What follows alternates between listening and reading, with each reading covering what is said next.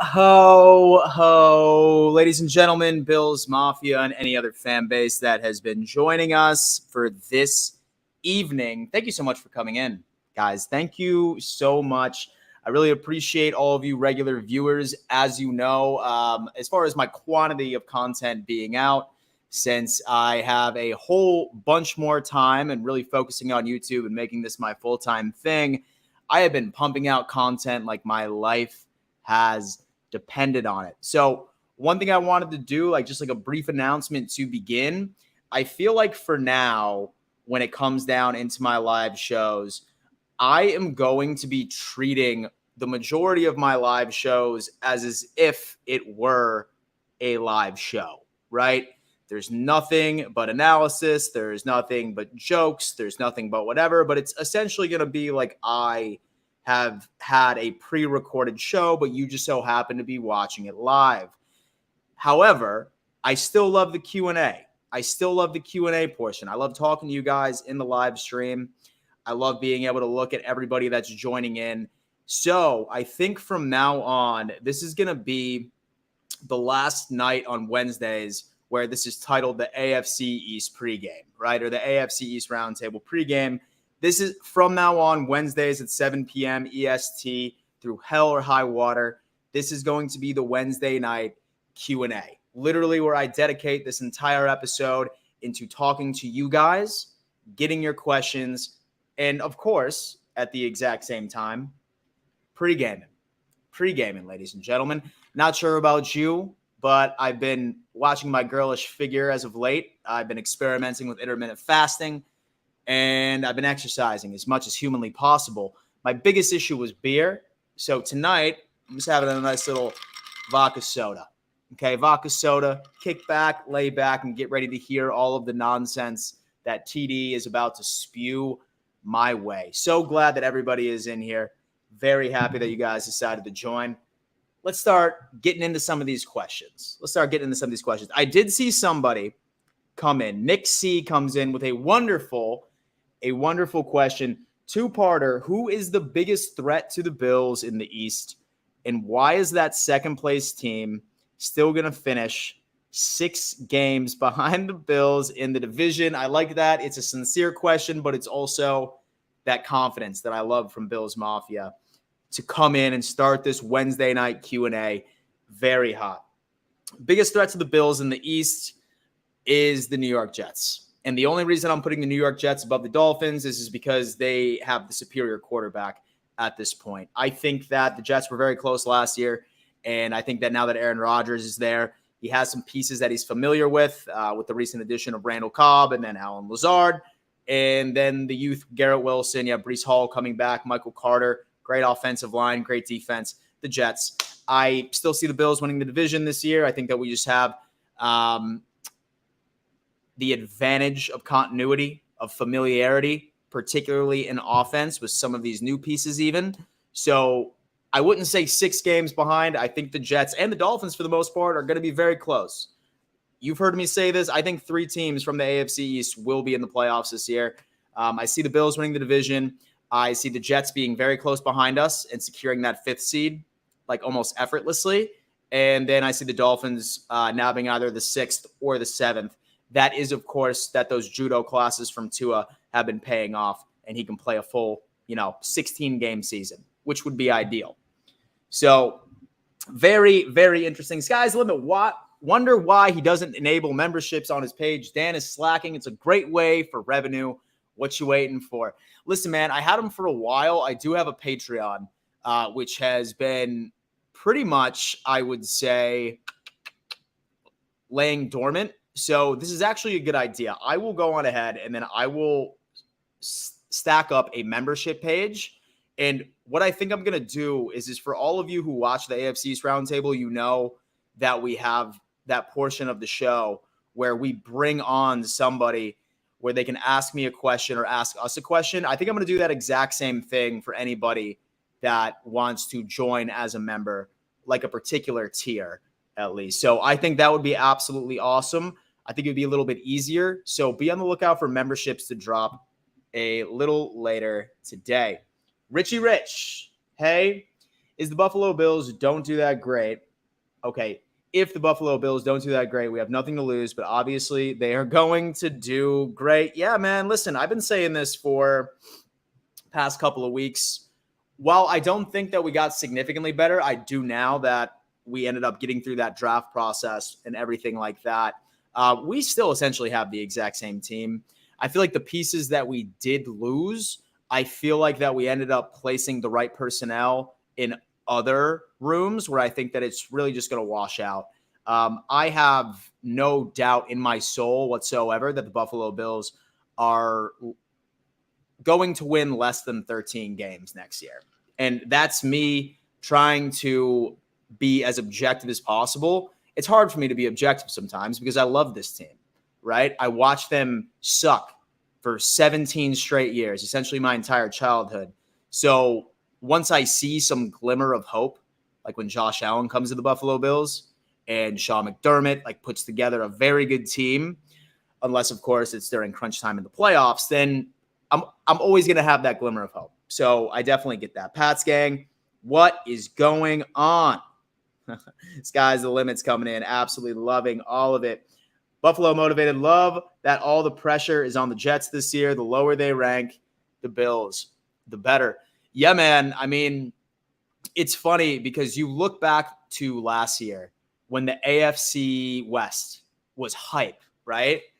I mean, how many shows on ESPN or NFL Network were talking about, oh, this is the end of the Chiefs. They may not even make the playoffs. I'm not even going to try and lie. I'm pretty sure that I even said something like that last year during one of my shows or during one of my pre-recorded videos where I said, oh, man, Chiefs, they're done. It's easily the Broncos division this year. It's easily the Chargers division this year. The Chiefs won't even make the playoffs. And look what happened. I think a lot of pressure went on both of those two teams, and I wonder if we're going to see the same thing from the AFC East. I suppose only time will tell, really. That's just how these things go. Mark Collingridge says, will Tua go a whole season? It's hard to say, man. It's really, really hard to say. I've been reading a bunch of reports that he's been doing jiu-jitsu, he's been doing judo, he's trying to learn how to fall, but I hate to put this out into the ether, but I've noticed when you're injury prone, that's typically a curse that follows most players. You don't see players miss significant amount of time that many years in a row and just see them absolutely bounce back. I mean, don't get me wrong. There's been a couple of scenarios where somebody's been injured the first 2 or 3 years out of their career, at least for a certain portion of the season, and they come back and they just have 2 great healthy seasons. It's tough because when I look at this Dolphins team, like they got better. Don't get me wrong. When you hire Fangio, yes, he was an absolute ass head coach, but defensive coordinator, you can't take that away from him. With Jalen Ramsey, that makes that secondary that much better. But why the hell did they not invest in their offensive line? Like, why the hell did they not invest in their offensive line? Outside of what was it? I think like they grabbed, I think, a guard or a tackle or something in like the 5th round or 5th or 6th round, 4th pick. I mean, you would have guessed that they would have at least been high bidders to solidify that wall, especially if their season is riding on Tua that much. I mean, I'm still absolutely dumbfounded that the Dolphins didn't prioritize their offensive line, really. Especially since so much is riding on Tua's performance this year. This year's schedule will be a tough one. I mean, yeah, it's not only going to be a tough one for us, but it's also going to be a tough one for the rest of the division. I mean, we have the NFC East, and then we also have the AFC West. So it's not ideal. It's not ideal. We also have the Cincinnati Bengals because we had to play the first place team from the AFC North. Guess who that is? Cincinnati. We have to go back to Cincinnati. We have to go back to Kansas City, which, by the way, when was the last time Kansas City came to Buffalo? Has Patrick Mahomes ever played in Buffalo? I don't think he has. Man. It's definitely Speaking of the Chiefs, King Jamie the Mad. What's up, Bills fan? Hi, Dan. I'm about 6 beers in, but I feel like saying it. I freaking respect the living hell out of you Bills fans, and what the way to good team. maybe see you in the playoffs with the American flag, showing that patriotism. Listen, man, I would say I very rarely have had bad experiences with Chiefs fans. They're like that, but that's what winners do, right? Does it sting still a little bit? Because like I'm not sure about you guys, but after I absolutely destroy somebody in any sort of competition, whether it's something very trivial like beer pong or whether or not that it's like beer league softball, one of the things I used to do that would really get under people's skin was I'd go up, I extend my hand, and I'd say, hey, it's an honor just to compete, right? Like it's polite, but at the same time, it's like, I just kicked your ass, pussy. That's essentially what it translates to. But King Jamie the Mad has been a regular viewer of my show and also the AFC East Roundtable. Dude, thank you so much. I really appreciate that. It's definitely always a good thing. Buffalo Motivated comes in and says the Dolphins defense allowed 100 points more than the Bills last year and scored 45 points. Why are they so overhyped? I mean, it's a great question. I mean, I think that it has to do with the personnel and their ceiling. I feel like they have a very large ceiling. I mean, very, very, very speedy offense. I mean, I would say arguably the fastest wide receiver core. Actually, I'll take a step back, like the fastest wide receiving core in the entire league. They have a great defense personnel-wise. They have a defensive-minded genius coming in too. So I think their ceiling is up there. That's why I think they're like overhyped. But it's still that offensive line, and it's still, can Tua stay healthy? Those are the two biggest question marks of this team. They will either live by that or they will die by that. And you can't convince me otherwise. Let's see what else. Curtis has come in and saying, if we don't do great, we have 10 draft picks next year. Brandon Bean was wheeling and dealing. He was like, you know what? This year it was a little too slim for my liking, so I'm absolutely going to stock up. My show a bit earlier, somebody came in and said, hey, Dan, what's the possibility, since we absolutely are loaded with picks next year, that we're going to attempt to trade up for a second first-round pick? I would say very likely. I would say very, very likely. We have quite a bit. I'm not in that mindset. I'm thinking, hey, when it comes down to it, I really think that we just need to go all in and not even think about these picks. But then again, I mean, we're fans. We can. As long as my team's not thinking about next year, we're like zeroed in on this year, is what it is. That's like one of the other things I always hear. Like someone's just like, oh my God, dude, like, don't be cocky about your team, man. Be humble. I'm not on that team. I root for that team. Listen, as long as my team is humble, as long as my team doesn't overestimate or underestimate a team, something like that, or sleep on a team, is what it is, man. Do y'all's job, and I'll do mine of just watching you, being an absolute fan. Okay? I feel like fans can be as arrogant and as cocky as whatever as they want to be. And if they turn out to be wrong, then that's on them. You know what I mean? You reap what you sow, right? I believe that's the terminology behind it.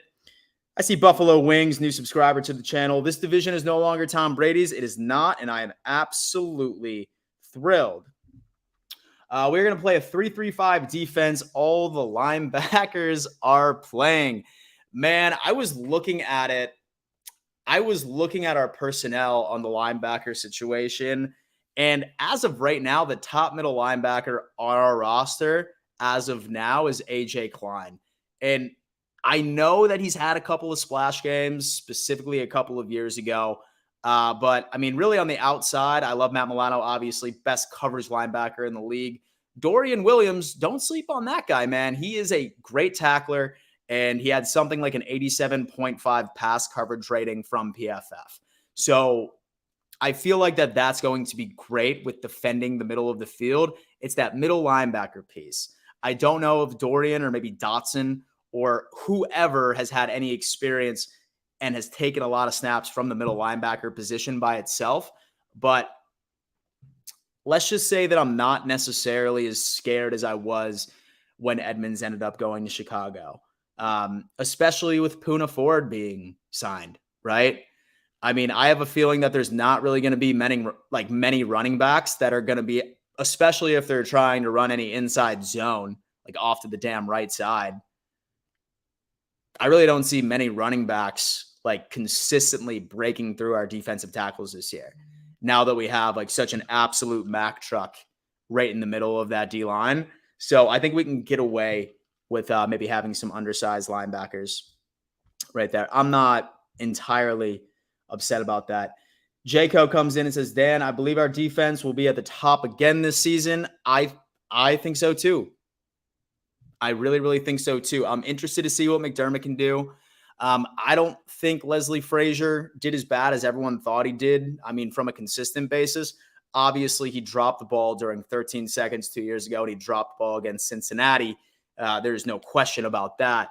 But I hope that when it comes down into important decisions, especially in big time games where there's a lot at stake, that McDermott can do it up. But I mean, we still have that personnel.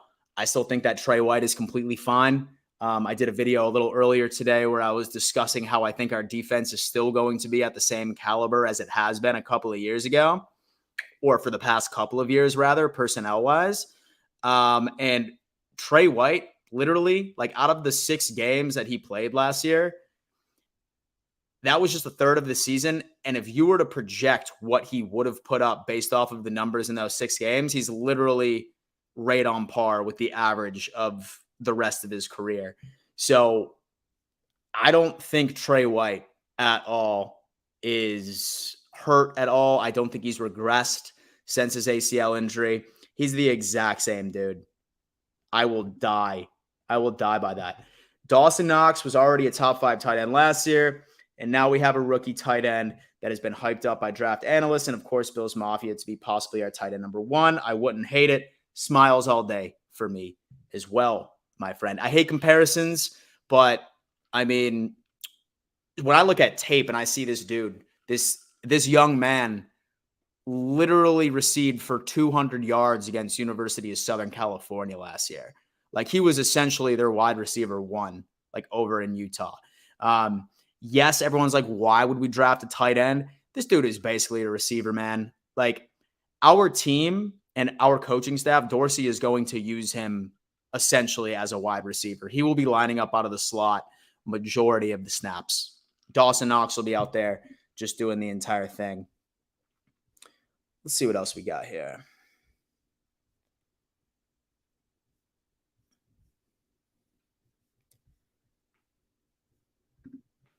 This Buffalo Wing says 21 was the last time they came to Buffalo.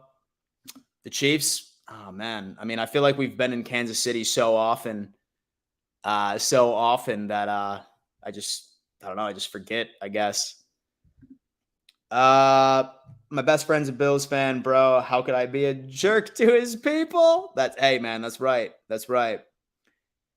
Who will be tight end number 1? Curtis is coming in. If you have to make a guess today, say it with your chest. Is the wise words of Rico, man. I would say as far as like passing targets, it's going to be Kincaid. I would say very early into the season, week 2, week 3.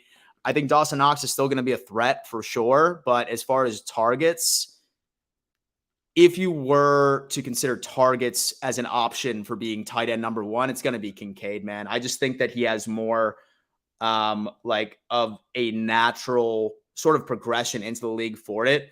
Because don't forget, like, Dawson Knox didn't catch a single touchdown pass, was rarely targeted in college as well. Last touchdown pass he scored prior to being in the NFL was in high school. So I think Kincaid is more of a natural pass catcher. So if that is the metric that you're looking for, then I'm thinking it's Kincaid. I don't really think there's anything else that we can do. We have some people in here, they're sitting there arguing amongst each other in the chat. Absolutely love that. Buffalo Motivated comes in and says, quote about Puna from my Texans friend. Dude is a beast. Former UT great. He's that dude. He's that dude, man. Listen, I love exactly what the guy has put on the field for Seattle. I think he's an automatic upgrade. He's a stud. I think that was a sleeper pick. I didn't even think that we financially had the opportunity of bringing in somebody that was worth, I think Spot Track was saying something that his projected contract was close to 7.8, 7.9 million per year, like a 3-year deal.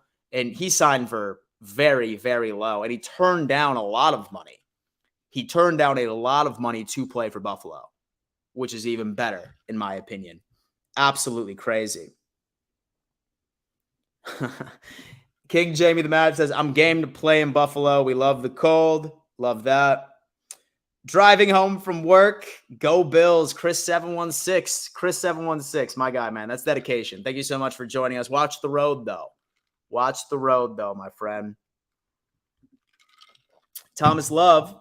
Dan, love the Puna signing. How do you feel? I feel like that he's going to transition very well into this defensive line.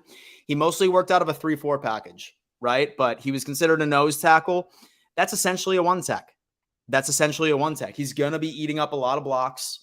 Like, I mean, dude's 5'11", 300 pounds. Like, that's a big dude. That's a very big dude. Maybe not as far as height is concerned, but as far as width, it's going to be pretty difficult for anyone to establish a run game, especially if they're trying to run any like inside zone runs. It's going to be very difficult. They're going to have to hope that they can get somebody off to the offside.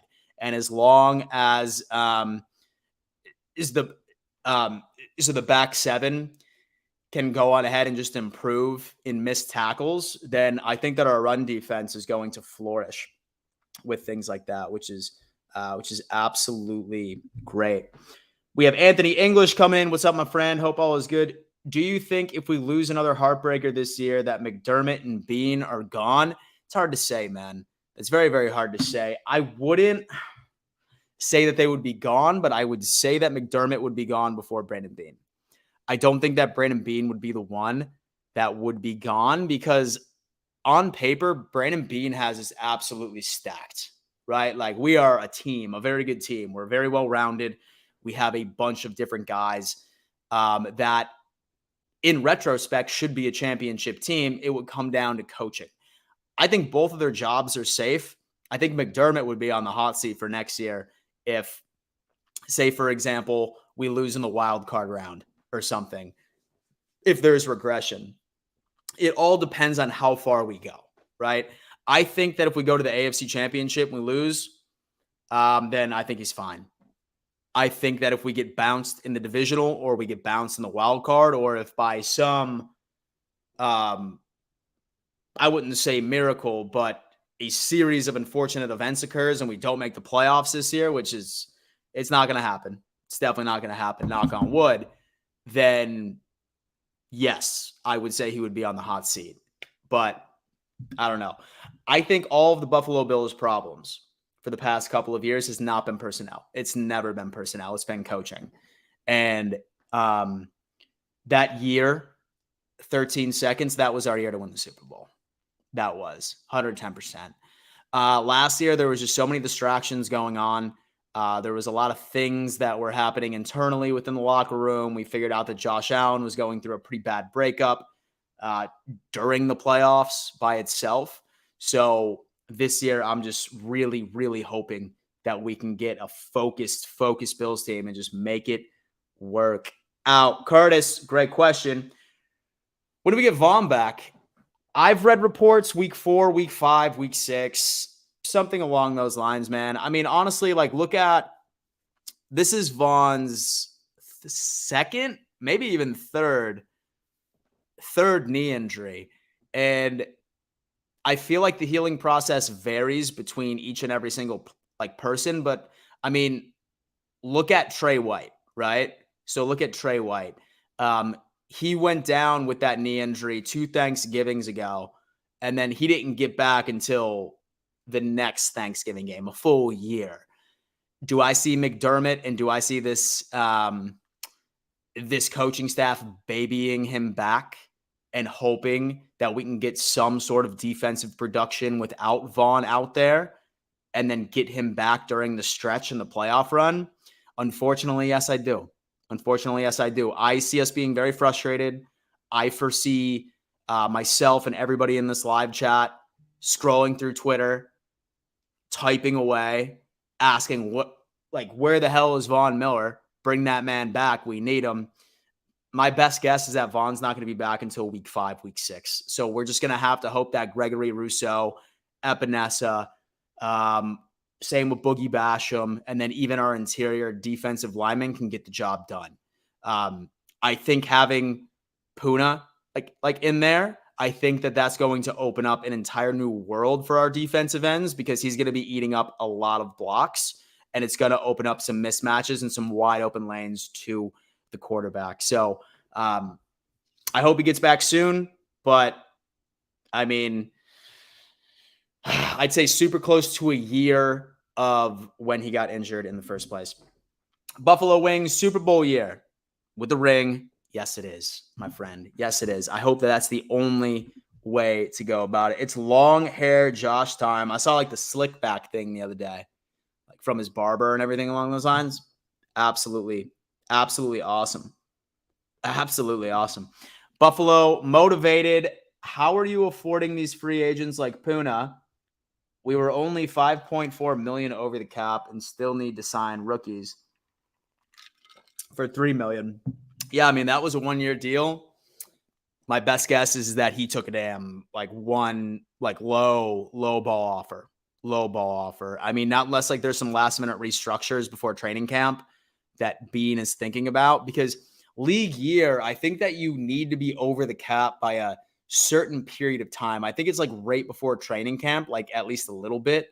I think 1 year, like the Saints were like $67 over the cap. It was something absolutely ridiculous. But from what I understand, Puna actually ended up taking a deal that was very, very, very team friendly. And he turned down some big money to come to Buffalo. So pretty solid. Jordan Francis, what's good? Welcome to the AFC East Roundtable pregame. Right before we head on over to the AFC East Roundtable actual episode, 8 p.m. EST. I hope everybody that is watching this plans on going over. Should be a good time. Most of the guys signed now won't fit the team they signed to. I see it every year. We sign 1 million guys, but there's an asterisk. If they don't fit, they don't fulfill the contract. That's a very interesting take. That's a very, very interesting take. I feel like we ended up getting O.J. Howard last year as well. I could be wrong, but something about me makes me feel like we got O.J. Howard after the draft. Like we just ended up signing him into that, and dude didn't make it out of training camp. We traded him away, right? It's just filling bodies. It's filling bodies for training camp right then and there. But Puna Ford, I would say, is going to be a little bit different. I feel like there was such a massive hole right there. Such a massive hole. Like, I love Jordan Phillips. Love Ed Oliver. But, I mean, with Puna, like, that's like that's your guy that is for sure taking 2 blocks almost every single snap. So I think that there's going to be a lot of opportunity for our defensive line to eat. Hence why I think that he's going to make the team almost easy. Okay, we got Omkar coming in saying, I believe in Dorsey. I think he bounces back and proves everybody wrong. Yeah, man. I mean, I get it, like being able and wanting to critique your team, but this was the man's first year play calling as an offensive coordinator. He was still top 3 in almost every single category. And I'm actually pretty sure that he did better than Dable the year prior in several categories as well. Marginal, wasn't significant, but right there. It's very difficult to understand. Like, I think it was execution in big time plays, because a lot of the times, like, games are decided by 1 or 2 plays. And I think the only difference of why Dable's reign 2020 and 2021 seemed to be better than Dorsey's last year is those key plays were hit more often than with Dorsey. That's my take on it. That's why I think that everybody. But I have full confidence in it too, man. I mean, I'm not like, and so I'm not ready to chase him like off with a torch and a pitchfork at this point. Curtis, if we're 9-2 and get Vaughn back week 10 for the end of the season and playoff stretch, I will be content. You and I both, I hope that Vaughn is back beforehand, but if we're like on a damn tear, man, and if we're,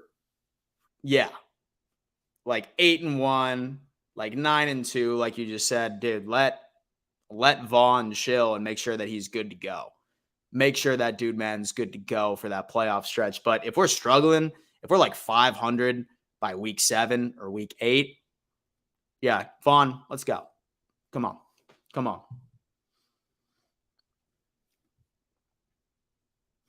Keith Stewart's coming in. Great take. We are an organization where anybody would want to play for us. I mean, really, any team that has the potential of making a Super Bowl run, you're gonna want to make sure that they're on this team. It's how it is. It's how it is, man. It really, really is. Oh man. Okay, we got Curtis coming in saying 0 shot. We're 500 week 8. I know. There's no way. Like, I mean, I was putting that out into the universe. Probably shouldn't have done that. But I mean, with the talent, with Josh Allen coming back, focused, no girlfriend distracting him. Yeah, we are A-okay. Ladies and gentlemen, we are A-okay. King Jamie the Mad. Well, guys, I'm going to go stuff some food down, soak up some of these beers. Much respect. Maybe don't hold a lucky streak against all of us Chiefs fans. We are like bros, your team and mine, with a beer up. Look at that, baby. My guy Jamie's 6 beers in. He's chilling. We've all been there. This is the tailgate. This is the pregame like we've talked about. Always a good thing. Hit that like button as well, as he said. One of the best things that we could even do to support the channel. Guys, like I said, I just wanted to hop on here real fast. 8 beers now, Jamie. Like I said, I just wanted to hop on here real fast for just a Q&A, tailgate time, pregame time. I have to do a little bit of prep before the AFC East Roundtable. If you haven't subscribed to the AFC East Roundtable, please do that. More than likely you are already. If not, then just put in the search AFC East Roundtable, and you will see that we are going live at 8 p.m. EST. A little bit more draft talk. We're going to have a Q&A section where you guys have an opportunity of coming onto the show and asking us a question if you would like to go for our Patreon. If not, we always love the support. Make sure you hit the like button on your way out of this stream, and then just go ahead and just go to the AFC's Roundtable and hit that like button already for me. We absolutely love it. Thank you for tuning in. I will see you guys in a little bit of a half hour. Love y'all. And before I let you go, let's go Buffalo.